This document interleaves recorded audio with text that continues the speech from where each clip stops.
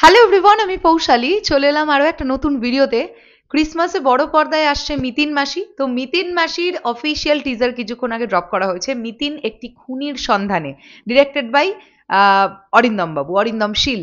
আর মিতিন মাসির চরিত্রে ডেফিনেটলি আমাদের সকলের পছন্দের কোয়েল মল্লিক। টিজারটা কেমন হয়েছে তোমাদের সঙ্গে দেখবো এবং রিয়াকশন শেয়ার করার চেষ্টা করব। তাহলে চলো একদম দেরি না করে টিজারটা আমরা দেখা শুরু করি।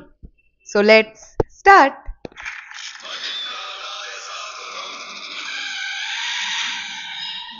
ব্যাপারটা ঠিক কিরকম?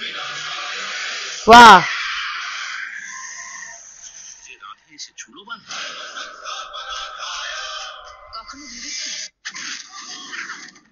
যে দাড়ি কামায় সেও রাধে? তো এরকম ন্যাচারালি অ্যাকশন তো কোয়েলদি করেই থাকেন। মিতিন মাসিকে আমরা আগেও অ্যাকশন করতে দেখেছি।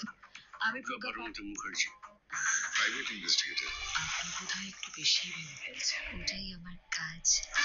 আরে বাহ, এক একটা মুখের এক একটা গল্প। হ্যালো, সব আলাদা আলাদা। চিকন প্রেমের গভীর রস।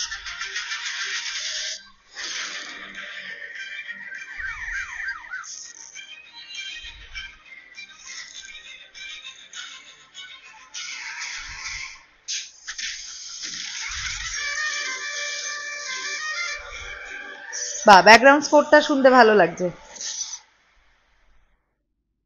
আচ্ছা, গল্পটা খুব মানে দেখো, মিতিন মাসি তো একজন নারী ডিটেকটিভ চরিত্র।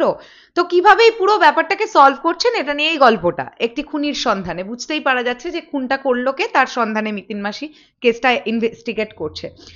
তো টিজারটা দেখলাম। টিজারটার যেগুলো খুব ভালো দিক লাগলো, এক তো কোয়েলদির প্রেজেন্টেশন আবারও ভীষণ ভালো।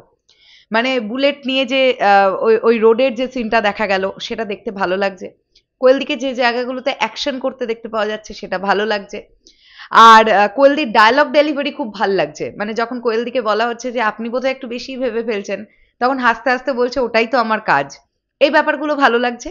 একদম টিজারের প্রথমে যে মন্ত্র যে উচ্চারিত আমরা হতে দেখতে পাচ্ছি, ওই পোর্শনটা খুব ভালো লাগছে শুনতে ব্যাকগ্রাউন্ড স্কোর হিসেবে।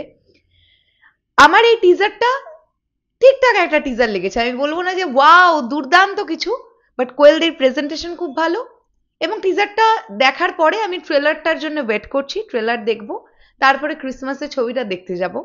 আমার মনে হয় মিতিন মাসি ভালো ওয়ার্ক করবে বক্স অফিসে, কারণ কোয়েলদির একটা স্ট্রং ফ্যান বেস তো আছে, এটা তো মানতে হবে। আর মিতিন মাসি কিন্তু এমন, মানে মিতিন মাসির একটা পার্টিকুলার অডিয়েন্স তৈরি হয়ে গেছে, যারা কিন্তু মিতিন মাসির চরিত্রটা সিনেমা হলে দেখতে ভীষণ এনজয় করে।